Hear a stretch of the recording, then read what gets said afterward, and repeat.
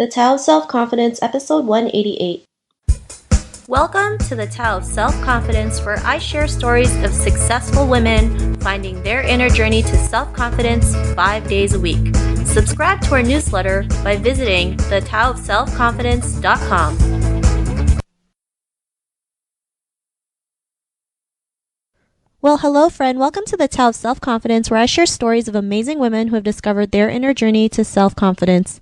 I'm your host today, Sheena Yap Chan, and today I have a phenomenal lady on who's all the way from San Diego. She is a technology entrepreneur, and she's here to share her story about self-confidence, so I'm really glad to have her on. And without further ado, I'm going to introduce you to Erica Lee. Erica, how are you today? Maybe you can fill in a little bit more about yourself to our listeners. Hi, Sheena. Thanks so much for having me on. I'm really excited and grateful to be on your podcast. Quick background on me is I'm a 22-year-old technology entrepreneur from San Diego. I'm the founder and CEO of Asterisk. It's an international automation company that specializes in digital marketing and web design for emerging tech businesses, as well as Zen.Vision, which is a virtual reality education application company. So in short summary, I'm a technology entrepreneur that loves enabling people to, catalyze their performance and creativity through new technology. Awesome. Well, thanks for sharing that. And Erica, what's your cultural background? My cultural background is I am Korean American. My parents, Jonathan and Jessica, they're from South Korea, but I was actually born here in California, up in the Bay Area. Awesome. Well, thanks for sharing that. And what would be your favorite self-confidence quote? One of my favorite quotes is by Steve Jobs. He's one of my inspirations behind business and entrepreneurship. And it's, have the courage to follow your heart intuition. They somehow already know what you truly want to become. Everything else is secondary. As well as, if you're familiar with Star Wars, Yoda, which is like the leader of the Jedi Council, and I'm a big sci-fi fan, he has a quote he tells all of his Jedis, which is, quote, train yourself to let go of everything you fear to lose. I love it. Those are great quotes. And especially, growing up in an Asian culture, we've been so prone to follow what we're supposed to do versus what we're meant to do, and sometimes when we follow what we're supposed to, we fear all those things, right? We can't seem to let it go because we feel like it's our only choice when there's so many other ways to live life to the fullest, to live life on your own terms. I really love those quotes that you mentioned. And, in your own words, how would you define self-confidence? Before I go into the quick definition, I actually have an engineering and systems-oriented background. So my definition of self-confidence actually has 4 components, which kind of makes it complex. But I'll go into detail about what I think are the 4 cornerstones of self-confidence. For me, self-confidence, the first component is acceptance. This took me, I'd say, so I'm 22 now, and it took me about 21 years to figure this one out. So acceptance, which means, for all of yourself, within and outside, to be able to love yourself through losses and wins, good and bad, to be able to love the way you look when you look in the mirror, love the people that you're with, and to truly love all the things that you're grateful for in life, and to have a strong sense of, gratitude, even without having a strong sense of self-identity. I think for me, at least, finding my self-identity came a little bit later in life, and it really started with a lot of self-acceptance. The second component for me in self-confidence is vision. Even if you're not an entrepreneur, I think this applies as a good principle for people in general. So a vision for a better future, and to be able to maintain and hold that vision even in, dark and difficult times. And also, even when it's not 100% defined, I think even having a starting point about a vision, which is, a goal for the future or, a better tomorrow, and kind of having the mindset that, things can be changed and you can actually take part in that change. The third component, I'd say, for self-confidence is mindset, a mindset for a life of abundance, being able to believe in yourself even when the rest of the world and friends or family might say no to you and you face a lot of rejection, and to be able to have that inner voice of keep going even through a lot of uncertainty.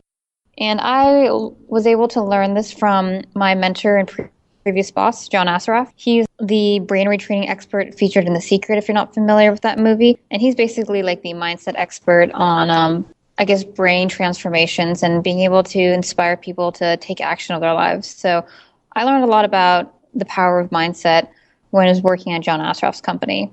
And then the fourth component about self-confidence, and this one I had to think about a little bit to see if it actually related, but it's community. And for me, community is good for a strong safety net and a plethora of expertise, wisdom, and kindness.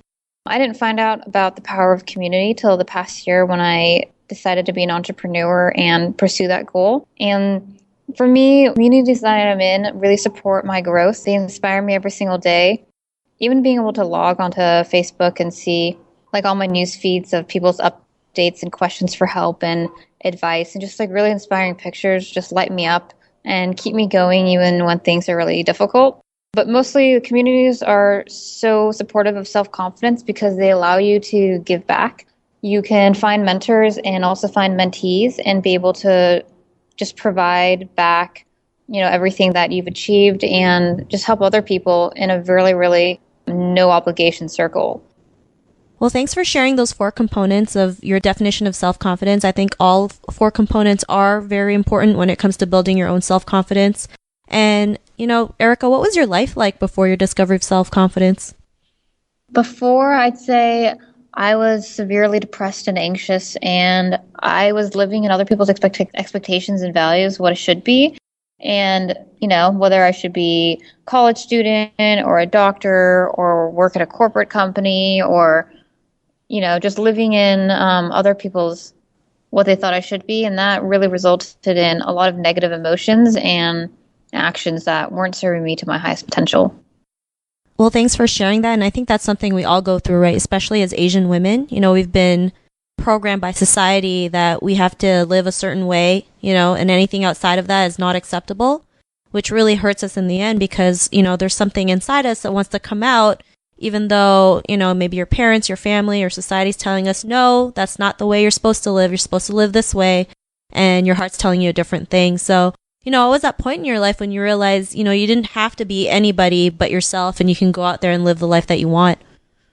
I have a few aha moments in the past 2 years, so I'll just do a short line on each. I'd say the first biggest one was when I decided to leave college. I was studying engineering at Johns Hopkins, and be able to leave college at 19 with your family, really wanting to be in school and your peers expecting you to graduate. I left without actually knowing what to do, but I just knew I needed to go discover other things.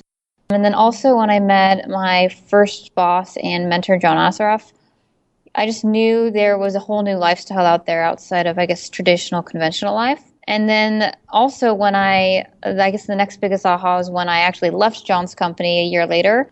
I didn't actually know that I was going to be an entrepreneur and start my own, but I just knew that I could be able to create from a different space outside of someone's company. And I could be able to learn more. So I'd say those were my top aha moments over the past 2 years.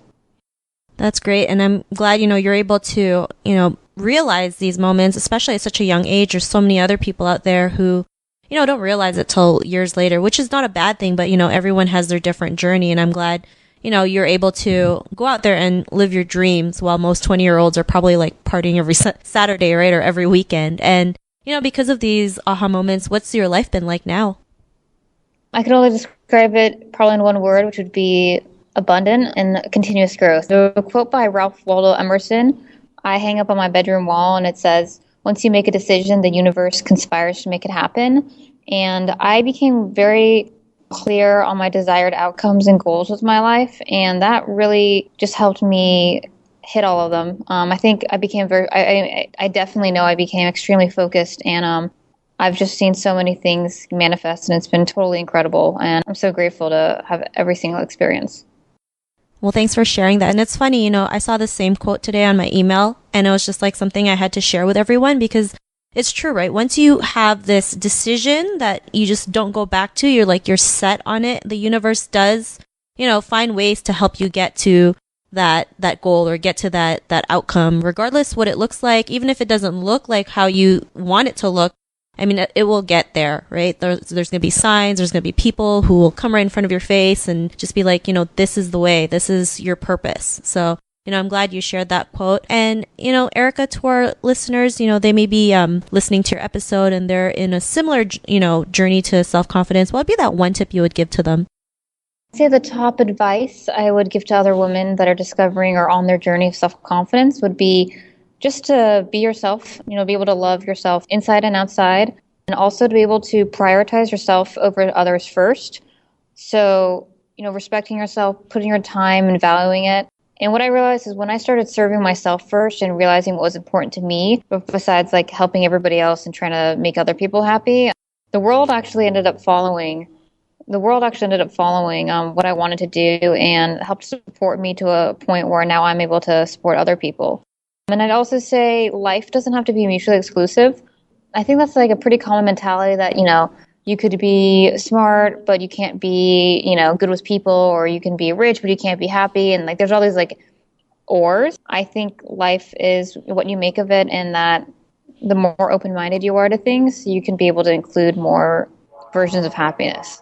Thanks for sharing that. And I like that last part that you mentioned, which is life doesn't have to be mutually exclusive, because, I've always hated that saying where someone tells you like, you can't have your cake and eat it too, which to me doesn't make sense, because what's the point in having cake if you can't eat it, right? I always believe if you can imagine it, you can, totally put it to fruition, right? So love the tips that you mentioned. And Erica, if our listeners wanted to get to know a little bit more about you and what you do, is there any links or social media profiles we can connect with? Yeah. To be able to learn more about me, you can go to my website, which is www.astrictech.com. That's ASTRXTECH.com. And to be able to learn more about Zen Vision, which is my virtual reality personal development program, and you can also enter to win a free virtual reality headset, you can go to ZenVision/Sheena, which is actually exclusively just for your audience on Tao of Self-Confidence. And that's spelled ZEN.VISION/Sheena, SHEENA. Awesome. Well, thanks for sharing that. And listeners, make sure you check that out and, try and win that free headset. And if you want to connect with Erica, you can also head on over to the taoofselfconfidence.com and search for Erica's name. Her show notes will pop up along with everything else we talked about. And I really just want to thank Erica for taking the time to share her story and journey with us. So thank you so much.